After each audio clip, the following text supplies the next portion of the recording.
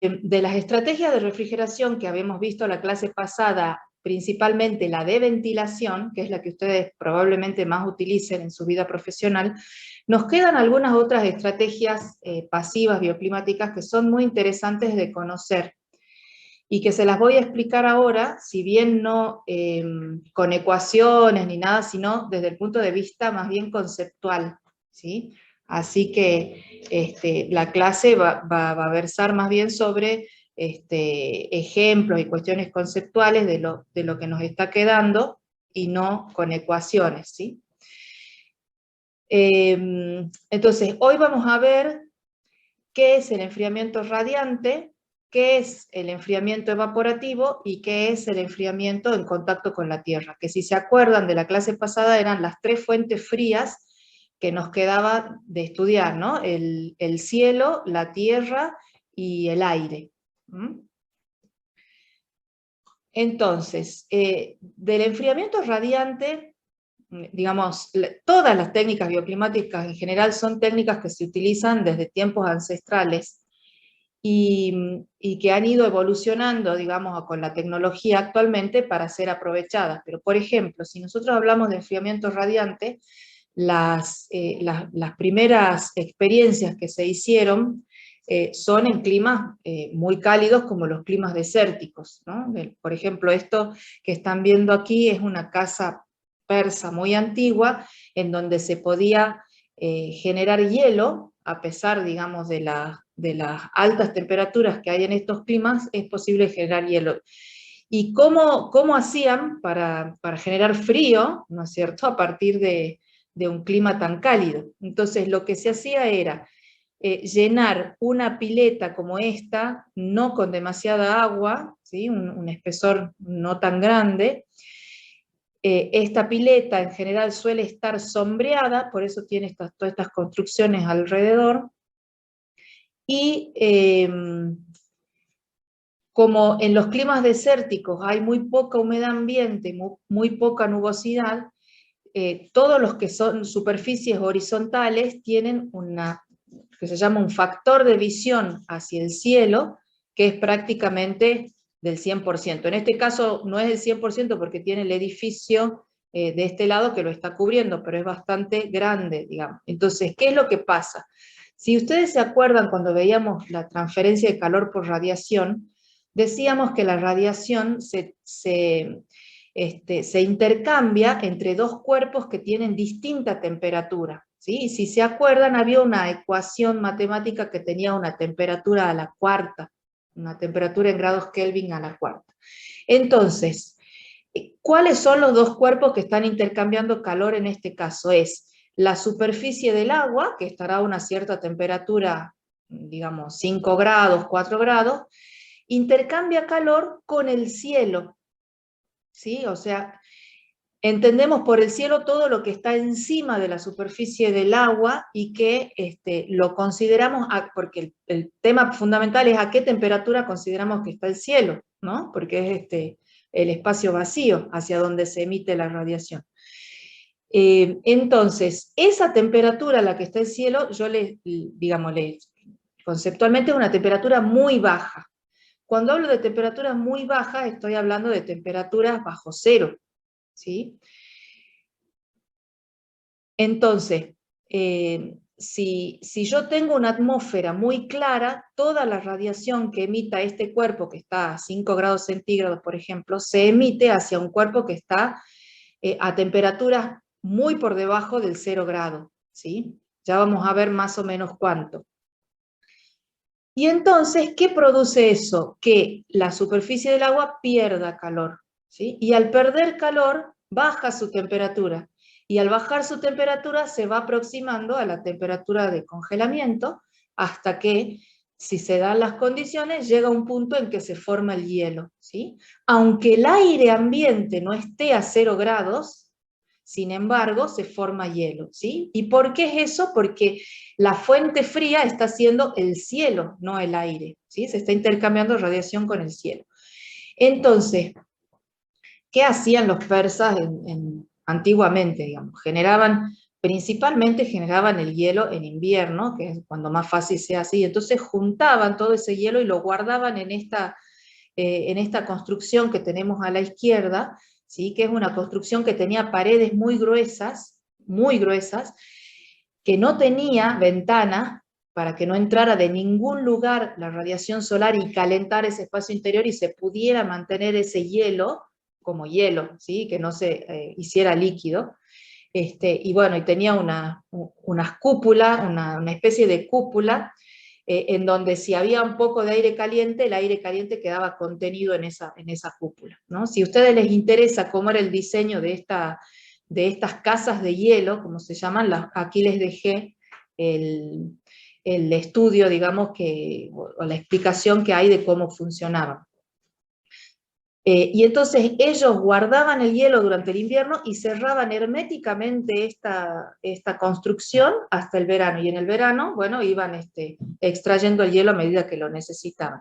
Entonces, esta es una de las primeras experiencias que hay, si bien no es para enfriar una vivienda, sí sirve como ejemplo de lo que es el enfriamiento radiante, ¿sí? O sea, es una superficie que está expuesta al cielo exterior.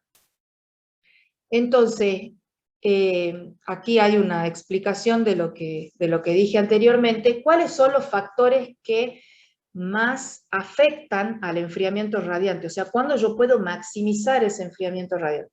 En primer lugar, como les dije, la cuestión geométrica es muy importante. Los techos intercambian más calor con el cielo, por ejemplo, que un muro que está vertical, ¿sí? Que no ve la totalidad del cielo, sino que ve solamente una parte. Entonces, por eso es que el enfriamiento radiante principalmente se diseña para techos horizontales o que tengan una pendiente no demasiado alta, ¿sí? De forma tal que puedan mirar todo, la mayor parte posible de la bóveda celeste, ¿sí? Por otra parte, hay otro factor, además del geométrico, que influye en el enfriamiento radiante, que es cuánto calor es capaz de emitir esa superficie, ¿sí? Y se acuerdan que cuando habíamos visto la parte de transferencia radiativa, habíamos dicho que existía una propiedad que se llamaba la emisividad infrarroja de los materiales, que dependía de qué estaba recubierta la superficie del material, ¿sí? Entonces, esa emisividad infrarroja habíamos dicho que era muy baja para los metales y que era más o menos entre 0,8 y 0,9 para el resto de los materiales, ¿sí? O sea, los materiales de construcción en general tienen emisividades altas. Un techo, por ejemplo, de hormigón es un material con emisividad 0,85 o 0,9 y emite radiación hacia el espacio. Entonces se puede utilizar para enfriamiento radiante. También habíamos hablado de que había pinturas que se podían poner selectivas que mejoraban, ¿no?, esa emisividad de los techos. Y sumado a esa capacidad de emitir, que es la emitancia, está otra cuestión que es la temperatura a la que está la superficie que está emitiendo, ¿sí?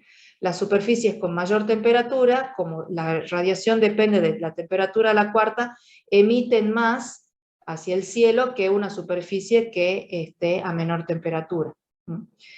Y otra cosa importante, porque nosotros siempre hablamos del enfriamiento radiante prácticamente como una cosa que ocurre durante la noche principalmente, que es cuando se enfría el material, pero en realidad el enfriamiento radiante ocurre a lo largo de todo el día, porque el espacio exterior está todo el día a una temperatura baja. Pero ¿qué pasa durante el día? Que este enfriamiento se ve contrarrestado por la radiación solar que se absorbe en la superficie. Entonces nosotros prácticamente no lo percibimos, lo que percibimos es el calentamiento debido a la radiación del sol, pero efectivamente durante el día también están emitiendo calor hacia afuera toda la superficie, ¿no?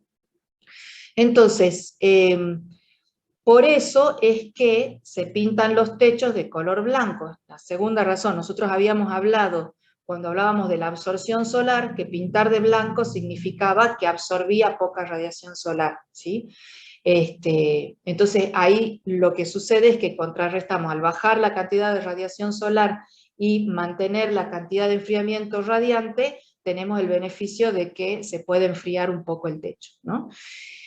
Hay mediciones realizadas, por supuesto, de todas estas técnicas, y para que ustedes tengan una idea, por ejemplo, Giboni, que es uno de los digamos, padres de la bioclimática, dice que se puede tener un potencial de enfriamiento en un cielo claro, digamos, de aproximadamente 14 vatio-horas por metro cuadrado por día, para tener una idea. O sea, no es una barbaridad, no es enorme la capacidad de enfriamiento, pero sí puede llegar a ser importante, y mientras más seco es el clima, más posibilidades tenemos de tener enfriamiento radiante.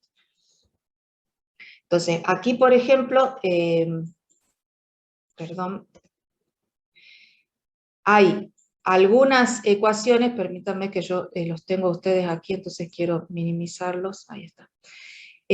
No es para que la sepan, simplemente es para mostrarles que hay un montón de ecuaciones que permiten calcular esa emitancia de la cual estábamos hablando hacia la emisividad efectiva del cielo, ¿sí?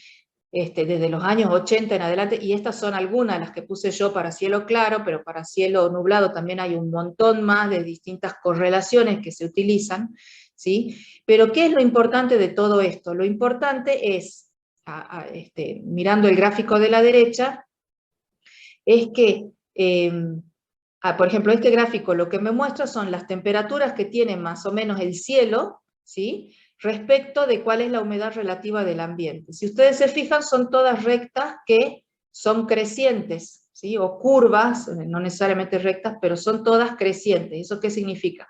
Que mientras mayor es la humedad relativa, mayor va a ser la temperatura del cielo, ¿sí? Eso está relacionado con lo que les decía de la humedad. Si hay mucha humedad en el cielo, la temperatura del cielo es más baja y entonces el enfriamiento radiante no es tan pronunciado. En este caso estamos hablando siempre de cielos claros, o sea, no hay nubes, es la humedad relativa del aire en un día de cielo claro. Si hubiera nubes, por ejemplo, en una noche de verano, en la que llovió y está el cielo completamente cubierto, la nube, el vapor de agua de la nube lo que produce es una capa, digamos, de aislación a ese enfriamiento radiante. ¿Por qué? Porque las superficies ahora radian, pero no hacia la temperatura de cielo, sino a la temperatura que tengan las gotitas de agua o las partículas que tengan las nubes. Entonces, como eso no está, la temperatura del cielo puede estar a, no sé, menos 250 grados, por decirlo, menos 260 grados, ¿sí? O sea, 200 grados y pico bajo cero. En cambio, la temperatura de una nube puede estar a lo mejor en, no sé, 8 o 10 grados bajo cero, mucho más alta. Entonces, por eso es que no se produce el enfriamiento radiante, ¿sí? Entonces, ustedes recuerden, a mayor humedad, menos enfriamiento radiante. Y aquí está puesta la temperatura de cómo podríamos calcular la temperatura del cielo dependiendo de la emisividad. Esta es la raíz cuarta de la emisividad, que se puede calcular con alguna de estas ecuaciones que están acá, y dependiendo de la temperatura ambiente, ¿sí? O sea, fíjense que la emisividad es un número menor que 1, así que la temperatura del cielo, siempre estamos hablando de temperaturas en grados Kelvin, ¿no? No en grados centígrados, porque todo lo radiativo se mide siempre en Kelvin. Son temperaturas muy bajas, ¿no? Recuerden que las temperaturas en Kelvin son las temperaturas en grados centígrados menos 273 grados, ¿sí? Entonces ahí con esa expresión está la relación. Pero a mí lo que me interesa que ustedes sepan son las cuestiones más relacionadas con la parte conceptual. Entonces, en climas desérticos, con baja humedad, o en clima seco, para no decir desértico, el enfriamiento radiante es importante. En climas húmedos, por ejemplo un clima marítimo, como el de Montevideo, el enfriamiento radiante no es tan efectivo como en otros casos. Entonces, ¿cómo se utiliza este tema del enfriamiento radiante? Acá lo que les estoy mostrando es un sistema desarrollado por Harold Hay en California alrededor de los años 80, que utilizó este concepto del enfriamiento radiante y es, digamos, lo más conocido que hay hasta el momento, ¿no? Entonces, su sistema comercial se llamaba SkyTherm, ¿Y en qué consistía? Consistía, por ejemplo, la vivienda tiene el techo de chapa acá, se ve el perfil, encima del techo de chapa se ponían bolsas, bolsas llenas con agua, ¿sí? Y esas bolsas llenas con agua se cubren o se descubren, de acuerdo a la necesidad, con una aislación que se puede mover para extenderla en todo el techo o que se puede plegar. Entonces, por ejemplo, durante la noche, esta agua que está caliente, ¿no? Porque absorbió todo el calor proveniente del espacio interior durante el día, entonces calentó el agua, es como el efecto de la masa térmica, ¿sí? Entonces, esa agua caliente durante la noche, para que se enfríe, lo que se hace es descorrer los paneles aislantes y permitir que radie hacia el cielo nocturno, ¿no? Entonces, eso permite que el agua contenida en las bolsas baje su temperatura y quede fresca a las primeras horas de la mañana. Entonces, cuando sale el sol, para mantener ese frío, lo que se hace es correr este techo, así como se muestra en esta figura de la derecha, ¿no? Y entonces la masa térmica que está fría empieza a absorber el calor de la habitación durante el día, ¿sí? Entonces se va calentando, y cuando se calienta y llega la noche se vuelve a descorrer. Esto obviamente es una idea interesante, pero tiene la complicación de que hay que mover, ¿no? La aislación, hay que poner y sacar la aislación. Lo cual no es obvio, digamos, para una vivienda común, y menos en los años 80. En los años 80 lo que se hizo fue, acá está la imagen de cómo se la llevó a la práctica, en California, y entonces lo que se hizo fue un sistema automático que mueve este tema de la aislación, ¿sí?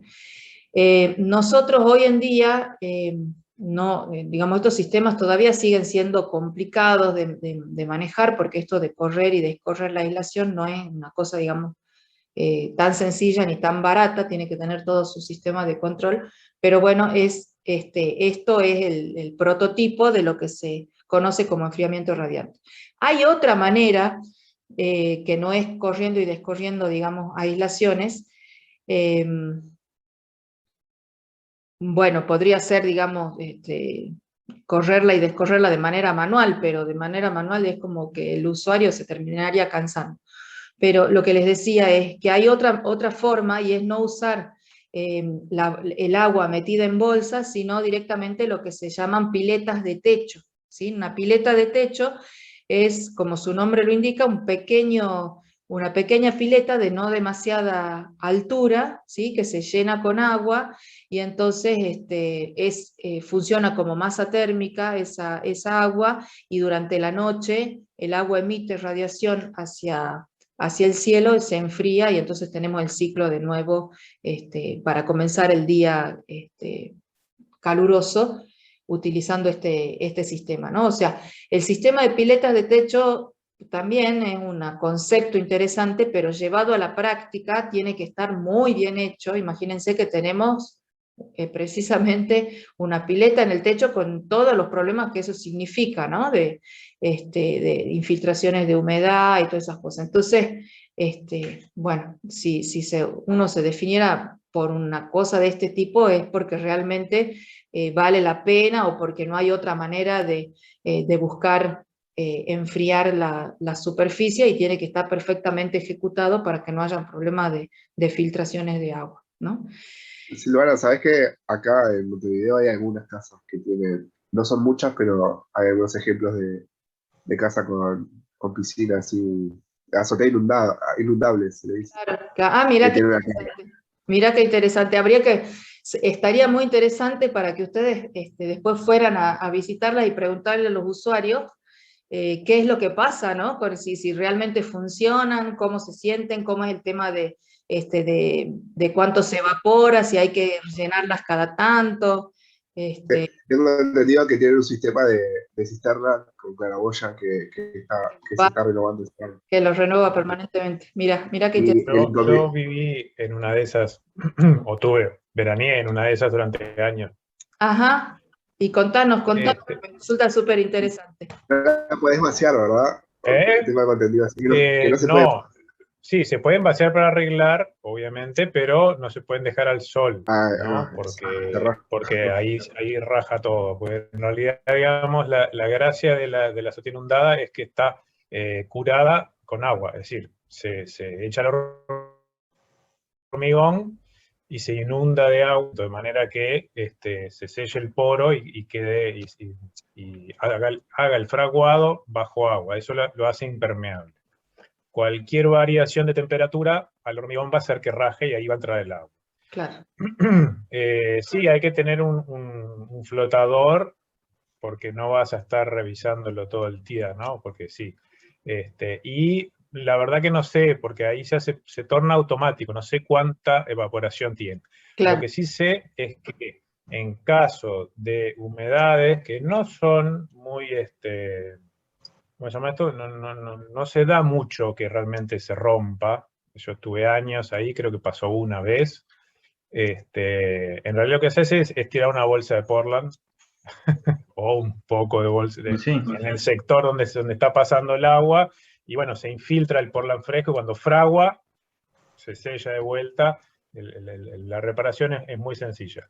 En Montevideo están prohibidas, igual que las quinchas, por una cuestión bromatológica, en realidad, una cuestión de higiene, porque es capaz de traer mosquitos, ¿no? Y acá, como Sí, estamos eso peleando mismo iba contra a el decir, dengue, por está el prohibido, dengue. claro. Sí, sí, está. Pero puede ser que se genere como ecosistema con ranitas y eso, que se coman las larvas también. Había entendido eso. Sí, No sé si es pero verdad. Vegetales, crecen vegetales muy fácilmente Sí. también. Digo, hay que sí, tener un mantenimiento importante. claro, pero no le Está puedes bueno. dejar crecer vegetales, porque los vegetales si hacen Muy raíces bastante. te destruyen Claro. el hormigón. Alfredo, digamos, en tu experiencia, vos estuviste en verano, Sí. ¿cómo lo percibiste? No, la casa era muy fresca en verano. Digamos, se daba una serie de condicionantes, digamos. Era una casa que uno podría definir como fría, porque tenía paredes muy anchas de piedra, Ajá. al sur, semi-enterrada, y el techo y uno podría decir, y tenía pocos malos sistemas de calefacción en invierno. En Claro. verano era un espacio muy fresco y muy amable, con baldosas de Portland también, ¿no? Claro. Calcáreas. No tenía demasiados problemas, al revés, era una casa muy disfrutable. Para el verano sí.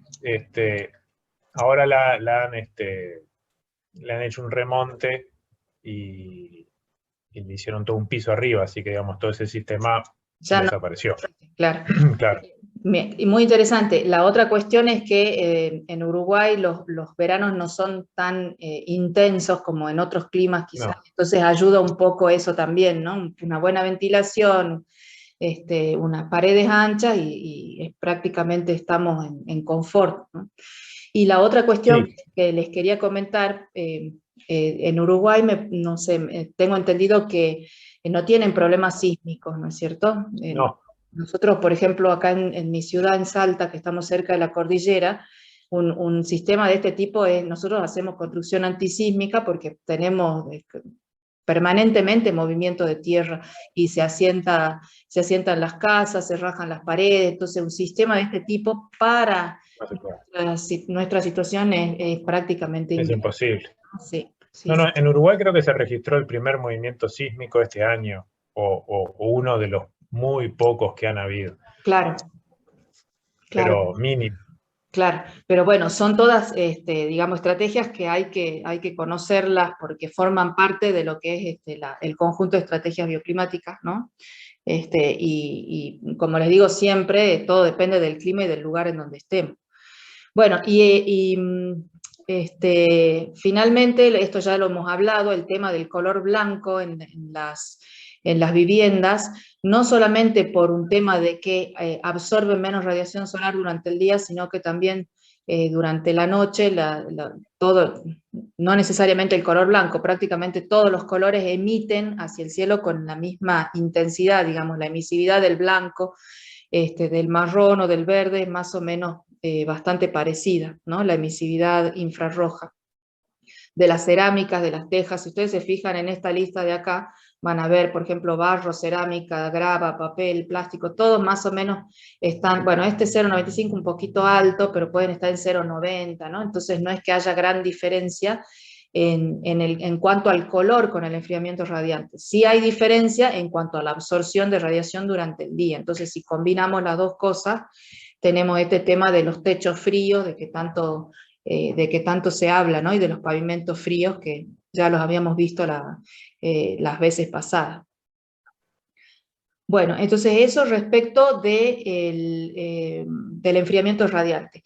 El otro tipo de enfriamiento que es muy interesante también es el enfriamiento evaporativo, y eso significa, digamos, tener una corriente de aire, ¿no? Que entra en contacto con el agua y que permite, mediante la evaporación, bajar la temperatura del aire, ¿no? El enfriamiento evaporativo siempre conlleva consigo el aumento de humedad, ¿no? Mientras más seco es el ambiente, de vuelta, más se favorece la evaporación y es más efectivo un enfriador de este tipo. También, como en toda arquitectura vernácula, los países, digamos, con climas muy cálidos, como los árabes, desarrollaron un montón de técnicas de enfriamiento, y el enfriamiento evaporativo se ve en el uso del agua en piletas o en fuentes, ¿no? Los patios andaluces, en donde el aire caliente entra en contacto con las gotas de agua, ¿no? Las gotas de agua evaporan parte del agua, y entonces eso produce que la temperatura del aire alrededor disminuya algunos grados, ¿no? Nosotros actualmente, digamos, con tecnologías, lo que hacemos es utilizar este enfriamiento, por ejemplo, en los paseos, cuando hace mucho calor, y tirar estas nieblas de agua, ¿no? que lo que hacen es bajar la temperatura de los alrededores. Hay muchos ejemplos acá al costado del mar, o en las piletas, que utilizan el mismo efecto. Esto se llama enfriamiento evaporativo directo, ¿sí? Y también existen equipos, no solamente rociar agua, digamos, sino también equipos que permiten obtener el mismo efecto, o distintos tipos de diseño. Por ejemplo, este que está acá es un diseño mexicano, de un investigador que se le ocurrió utilizar este tema de las gotitas, pero con un sistema unido a un sistema de especie de aleros horizontales sobre una ventana, para además bajar, digamos, la cantidad de radiación que incidiría en el ambiente interior. Entonces tiene el doble efecto de bloquear parte de la radiación, y de que el aire caliente, al entrar en contacto con el agua del lado interior, ingrese aire más fresco, ¿no? Y acá, por ejemplo, tenemos en general, digamos, esta técnica se usa un montón en lo que es la cuestión agronómica de los invernaderos, porque le da humedad al aire, que es necesaria en los invernaderos, y quizás para los seres humanos no es tan agradable, pero para el caso de las plantas sí. Y entonces tienen estos paneles que se hacen de distintos materiales. Nosotros, por ejemplo, hace como 15 años probamos estos paneles hechos con una especie de viruta de paja, ¿no? Pero estos son comerciales, y entonces lo que se hace es con un sistema de riego que va por encima de los paneles, es estar mojando permanentemente estas placas, y con aire a través de extractores ubicados en la otra cara del invernadero, es succionar el aire exterior para que pase a través de estos paneles que tienen un cierto grosor, y entonces de este lado tenemos el aire más fresco y más húmedo, ¿no? Son algunas de las principales aplicaciones. Y también se utilizan este tipo de sistemas de forma comercial, y se venden digamos, comercialmente. En Argentina sí se consiguen, se llaman los enfriadores. Así se llaman enfriadores evaporativos o aire acondicionado evaporativo, y funcionan de la misma manera, solamente que se arma una caja con una buena superficie de transferencia, como en este caso, ¿no? Que toma el aire del exterior, esto está permanentemente siendo mojado por agua, y se extrae con un extractor. En este caso está puesto en un techo de de una fábrica, ¿sí? Porque se puede diseñar este equipo de forma que la extracción del aire se haga por la parte de abajo, o por la parte lateral, o por arriba, ¿sí? Por ejemplo, en este de la derecha, se toma aire en toda esta superficie y se la extrae por la parte de arriba para ingresarla al espacio interior, ¿sí? Como les decía, mientras más seco es el aire exterior, mejor funcionan este tipo de sistemas, ¿no? Y bueno, yo les dejo... Sí. Discúlpame, Silvana, digamos, por lo que veo, digamos, como el mismo principio de la torre de enfriamiento que usan los chillers, por ejemplo. La torre de eso iba a preguntar. Claro, exacto, ellos tienen, digamos, las gotas de agua que caen directamente, acá es lo mismo, solamente que se le da un soporte al agua para que escurra por estos paneles, que si ustedes se fijan tienen esa forma, digamos, como en zigzag, para aumentar el área de transferencia, para que el agua vaya escurriendo por todas esas geometrías y entonces aumente el área por la que se transfiere el calor, ¿no? Entonces mejora la eficiencia. Y ahí les dejé las dos empresas, bueno, no son las únicas, hay un montón de empresas que fabrican comercialmente este tipo de equipos. En el programa que nosotros, en el software que vamos a aprender a utilizar, hay un módulo especial dedicado a si uno quisiera poner un enfriador evaporativo, ¿sí? Hay que darle todas las especificaciones técnicas de cómo uno lo diseñaría, y permite calcular este tipo de sistema, ¿no? Bueno, y finalmente, no me quiero detener mucho más acá porque que quiero avanzar sobre el soft. El último tipo de intercambio que está siendo también muy utilizado en Europa, en China, en Estados Unidos, son los intercambiadores tierra-aire, ¿sí? O sea, es utilizar ahora el suelo o la tierra debajo de las viviendas. Cuando digo debajo estamos hablando de entre 2 a 4 metros, y algunos muchos más, llegan hasta 70 u 80 metros, utilizar esa temperatura que tiene la tierra a esas profundidades para hacer el intercambio de aire. Entonces aquí yo lo que les puse es un ejemplo para la ciudad de Salta, pero en cualquier otra ciudad también se puede obtener, es similar, de cómo varía la temperatura si yo pusiera un termómetro midiendo la temperatura a lo largo de todo el año de la Tierra, ¿sí? Bueno, estos son promedios diarios, digamos, pero si ustedes se fijan, forma una especie de onda sinusoidal, ¿sí? En la superficie, en donde los máximos de temperatura se dan más cerca del verano y los mínimos más cerca del invierno.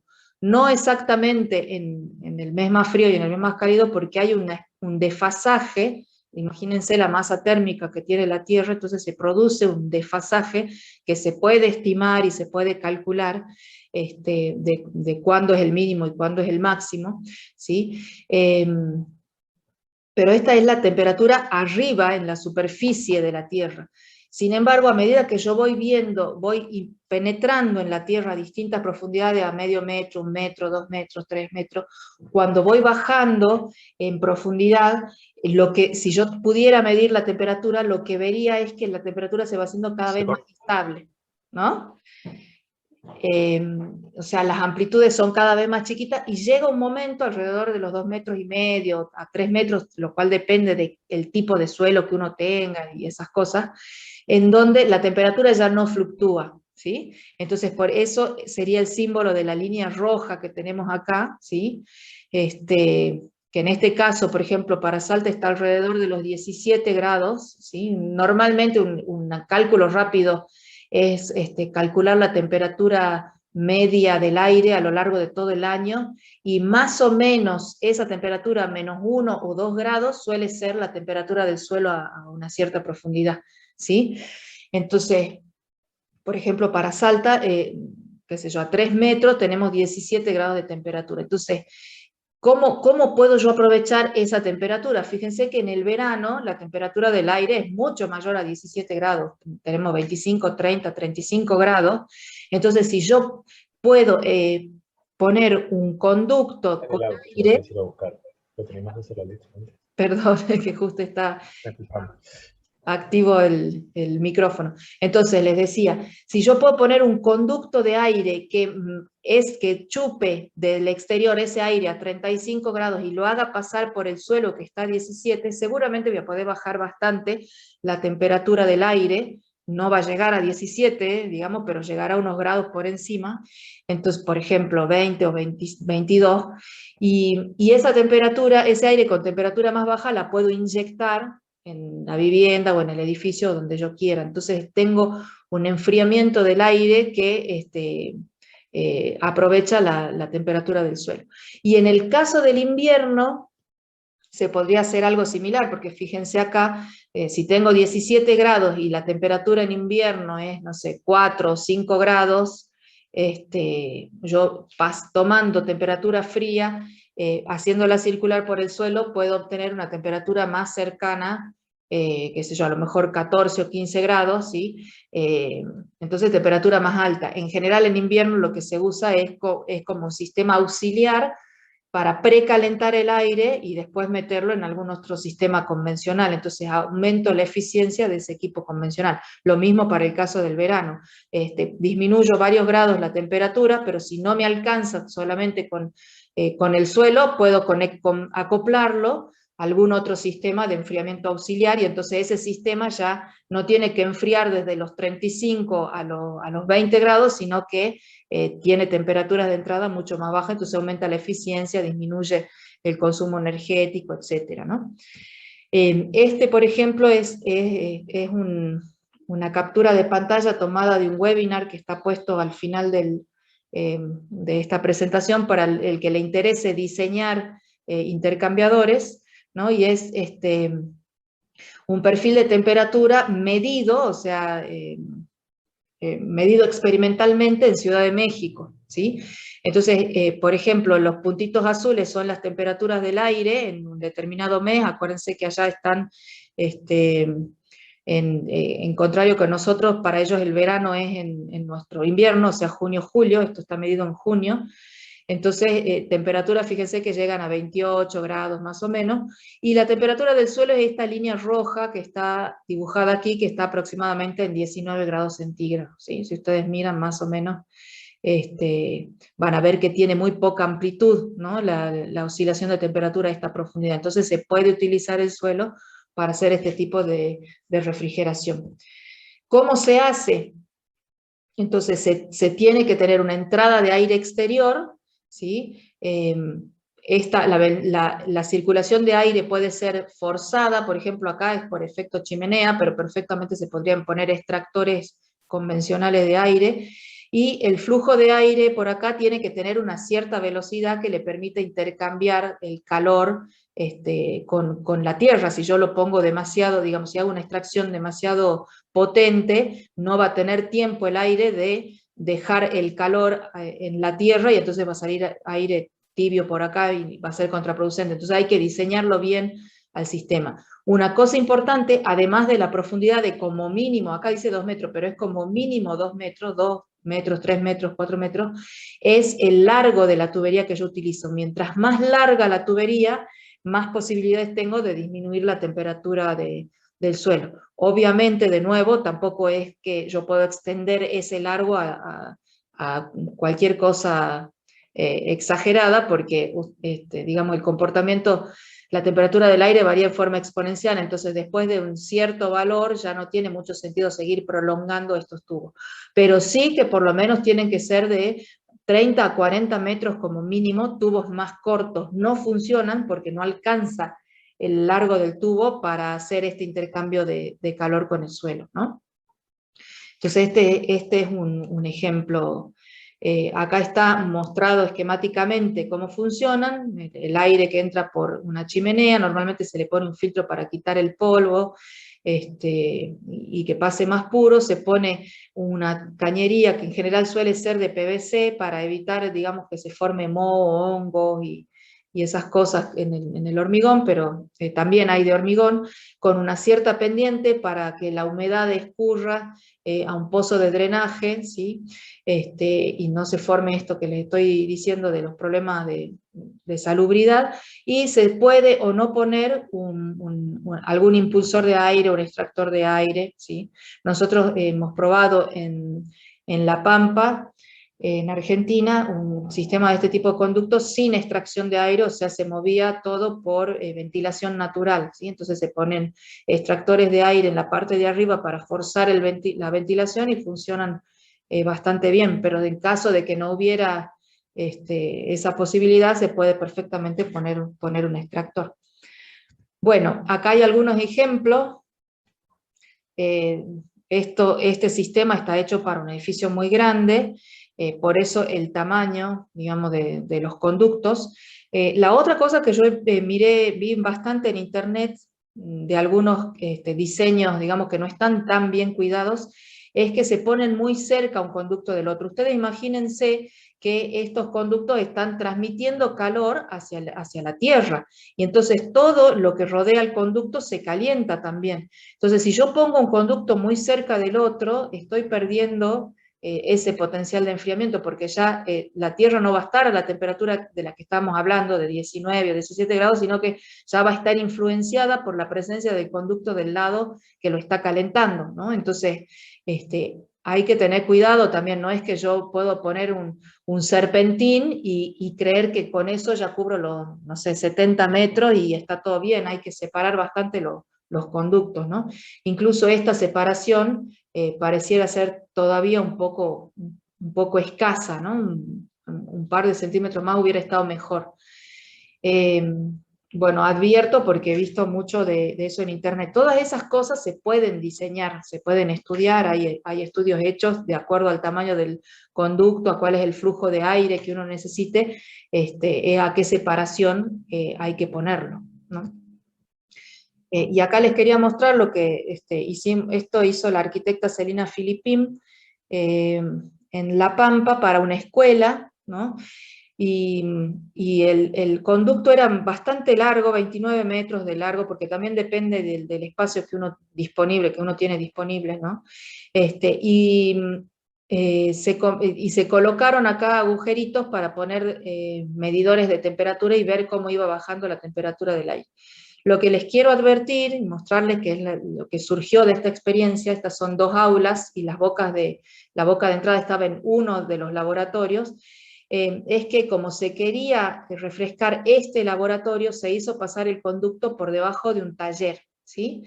Y entonces lo que nosotros encontramos de estas medidas fue que el aire venía bajando su temperatura hasta aquí, y cuando ingresó por debajo del edificio empezó a subir la temperatura, en vez de seguir bajando.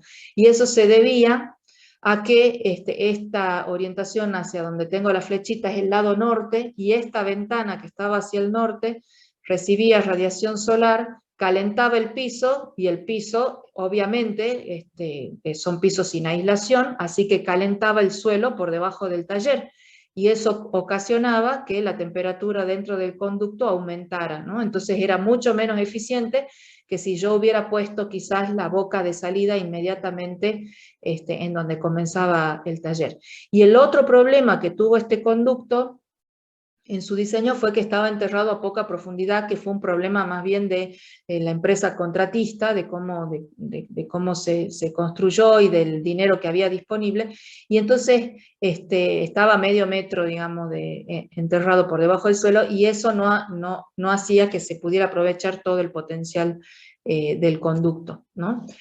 Acá hay una muestra de cómo se hizo, o sea, esto se hizo con un poquitito de plata que había quedado remanente y que se probó, digamos, para intentar hacer alguna estrategia de acondicionamiento diferente, se probó esto, pero estaba acondicionado por una cuestión económica y por una cuestión de espacio.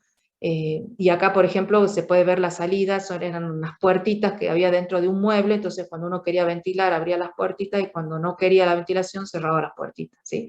Acá está, por ejemplo, cómo pasaba el conducto por debajo de lo que sería ese taller que yo les decía, y acá se ve cómo empieza la construcción de esa ventana, que era la que daba, digamos, el calor a ese último tramo del conducto.